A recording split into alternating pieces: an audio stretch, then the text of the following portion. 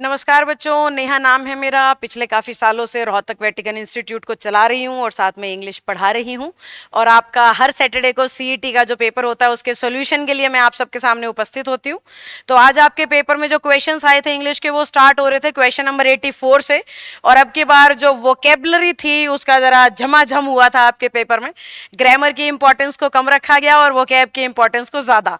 लगभग हर बार टेस्ट में हरियाणा भी सरप्राइज करता है और केडीडी वाले भी आपको इंग्लिश में तो पक्का सरप्राइज करते जा रहे हैं। तो यही तो तैयारी है, इसीलिए कहती हूँ ये टेस्ट पक्का दिया करो।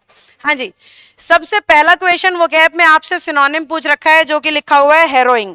हेरोइंग शब्द का मतलब होता है कोई ऐसी चीज जो दुख दे, दर्द दे, तकलीफ दे, कष्ट दे, परेशान कर दे, ऐसी चीजों के लिए आता है।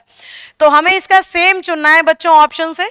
स्टीप का मतलब तो खड़ी चढ़ाई होता है, किसी चीज में ऐसे चढ़ता हुआ और एकदम खड़ी चढ़ाई, स्लांटिंग ना हो, बिल्कुल स्ट्रेट सी हो, उसे हम स्टीप कहते हैं। कॉम्प्लेक्स का मतलब मुश्किल होता है। डिस्टर्बिंग वैसे तो हमारा सही आंसर यहाँ पे बन जाएगा क्योंकि दोनों का ही मतलब कोई ऐसी चीज जो परेशान कर दे या दुख दे, तो सही आंसर तो डिस्टर्बिंग बन रहा है हमारा। एक्सट्रिकेट होता है किसी प्रॉब्लम को सुलझा देना या निपटा देना। ये था आपका क्वेश्चन नंबर 84। इसके बाद आपसे पूछा है बेटा टेस्ट में क्वेश्चन नंबर 85, ये भी वो कैब बेस था। इसमें हमें वो वन वर्ड पूछ रहा है, और किस चीज का वन वर्ड पूछ रहा है? वन हु पोजेसेस, जिसके पास आउटस्टैंडिंग कौन सी टेक्निकल एबिलिटीज हैं किसी पर्टिकुलर आर्ट या फील्ड में, यानी किसी भी चीज में जो एक्सपर्ट है, जो भी काम कर रहा है उसमें एकदम दक्ष है, उसमें बहुत शानदार अपना परफॉर्मेंस देता है, उस सेंस में आएगा आपका ये शब्द। और सही तो बनेगा वर्चुओसो। हैंग हो गया भाई हमारा panel, we are waiting, yes done. हाँ जी, सही आंसर तो बनेगा बेटा वर्चुओसो, यानी यहाँ पे ओ आ जाता ई की जगह तो बेस्ट हो जाता। एमेच्योर का मतलब होता है जो किसी भी चीज में एक्सपर्ट ना हो, दक्ष ना हो, जो मजे मजे में काम को करता हो, सीरियस लेके नहीं, उस सेंस में आता है एमेच्योर। गवर्नमेंट जो शब्द होता है ये चटोरे लोगों के लिए आता है। चटोरा समझते हो, जिसको पेट भरने से नहीं, जबान का जो है स्वाद वो पूरा करना जरूरी है, उस सेंस में आता है गवर्नमेंट। जो भी सामने आएगा उसको चट कर जाएगा। ये जो वर्चुअस है इसका मतलब धार्मिक है। मतलब ये दोनों शब्द काफी मिलते जुलते आपको लगे होंगे, पेपर में कंफ्यूज हो गए होंगे आपकी कौन सा चुनना है, पर वर्चुअस धर्म से संबंधित धार्मिक चीजों के लिए आएगा। और स्टेज पे जो शानदार परफॉर्म करे आर्ट के अंदर, उसे कहते हैं वर्चुओसो। तो सही आंसर था बेटा ए। 86th क्वेश्चन हमारा ये भी वोकेबलरी बेस है। मैंने कहा था ना आपकी बार आपका पेपर वोकैब में जोरदार तरीके से शब्दों की बौछार की गई है।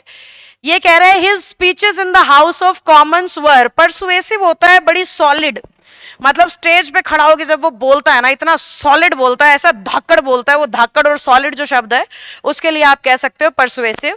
एंड एट वेरी टाइम्स, अब स्टेज की बात हो रही है तो एलोक्वेंट के अलावा और कुछ आ ही नहीं सकता। अगर स्टेज पर परफॉर्म करने की हम बात कर रहे हैं तो स्टेज पे शानदार परफॉर्मेंस देने को कहते हैं एलोक्वेंट स्पीकर, जिसकी जबान पे बहुत अच्छी कमांड हो और शानदार तरीके से बिना अटके हिचकिचाए जो बोलता हो और सामने वाले इंप्रेस भी हो जाए ऐसा बोलता हो, उसे कहते हैं एलोक्वेंट स्पीकर। तो आपका जो सही आंसर था वो एलोक्वेंट था। कंप्लायंट शब्द जो है वो आज्ञाकारी के लिए आता है, ये एसएससी में खूब आता है बेटा, याद करने लायक शब्द है ये। इनकोहेरेंट होता है बेतुका सा, यूं नहीं कहते क्या बेतुकी बात कर रहा है, कोई सिर पैर भी है तेरी बात का, that is coherent, incoherent. Elegant का मतलब तो नाइस होता है, प्यारा सा, सुंदर सा कुछ। तो सही आंसर बनेगा बच्चों आपका एलोक्वेंट। इसके बाद 87 भी वो कैब बेस था जो कि ईडियम था।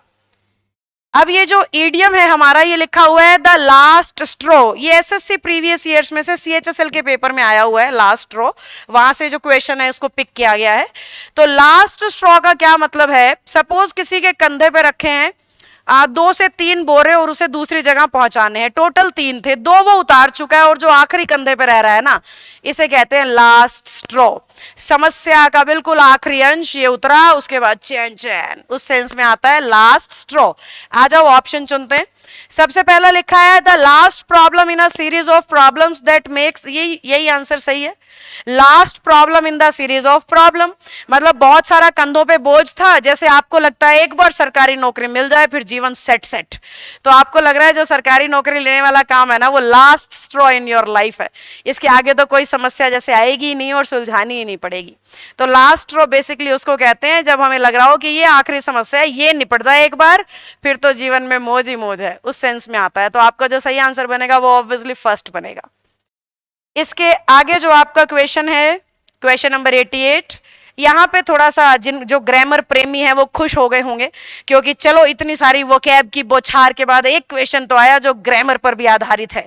ये टेंस बेस्ड क्वेश्चन आपसे पूछा गया है, बड़ा बेसिक सा लॉजिक चाहिए था आपको इसमें। I think are parcel dash and will not arrive. अब देखो विल मॉडल है, फर्स्ट फॉर्म जस्टिफाई हो गई, यहां पे हमें वर्ब चुननी है। अगर मैं हैज नॉट चुनूं, क्योंकि पार्सल सिंगुलर है तो वर्ब सिंगुलर आएगी, हैव तो आ नहीं सकता, हैव तो आ ही नहीं सकता, क्योंकि पार्सल सिंगुलर है तो हमें सिंगुलर ऑप्शन चाहिए। अब झगड़ा हो गया ए और बी का, ए में सिर्फ हैज नॉट है और बी में हैज नॉट अराइव्ड है।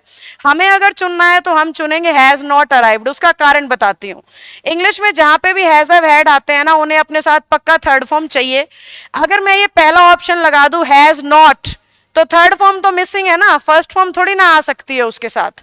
अगर यहाँ थर्ड फॉर्म होती ऑलरेडी तो फिर मैं हैज नॉट से काम चला लेती, पर मेरे सेंटेंस में थर्ड फॉर्म मिसिंग है तो मुझे थर्ड फॉर्म के साथ वाला ऑप्शन प्रेफर करना पड़ेगा, इसलिए सही आंसर बनेगा बेटा हैज नॉट अराइव्ड। इसके बाद था आपका क्वेश्चन नंबर 89, जिसमें वो हमें कह रहा है करेक्ट स्पेलिंग चुनिए। ये आखिरी क्वेश्चन है पेपर का, सही स्पेलिंग आपने चुननी है। सबसे पहले स्पेलिंग कंपेलिंग की लिखी हुई है, जो कि गलत है, इसमें डबल एल आता है, एक एल गायब है। किसी को कंपेल करने का मतलब आप समझते होंगे, तो उसी को शब्द को बिगाड़ के बना रखा है कंपेलिंग। तो it was needed one more L, मतलब इस स्पेलिंग में एक एल की और जरूरत थी। एक्सटेसी में एक तो यहाँ पे गड़बड़ कर रखी है, खुशी या प्रसन्नता को कहते हैं, बहुत शानदार शब्द है, याद रख लोगे तो अच्छा रहेगा। एक्सटेसी हो गया, बोयंट हो गया, वाइविशियस हो गया, सबका मतलब होता है खुशी या प्रसन्नता, और खूब ये तुम्हें प्रीवियस ईयर पेपर में दिखेंगे। तो एक्सटेसी शब्द में एक तो सी आगे और एस पीछे आना चाहिए था, और इस एस की जगह सी आना चाहिए था, तो ये स्पेलिंग सही होती, यानी ये भी हमारा सही आंसर नहीं है। इसमें भी डबल एल होना चाहिए था, नहीं है। इसमें एक आर एक्स्ट्रा है। अनरेवल का मतलब होता है किसी चीज को सुलझा लेना, आंखों के सामने क्लियर कर लेना, उस सेंस में आता है अनरेवल, पर दो आर लगा रखे थे, तो ये स्पेलिंग भी गलत है। तो अपने आप ही सही स्पेलिंग निकल आई है आपकी।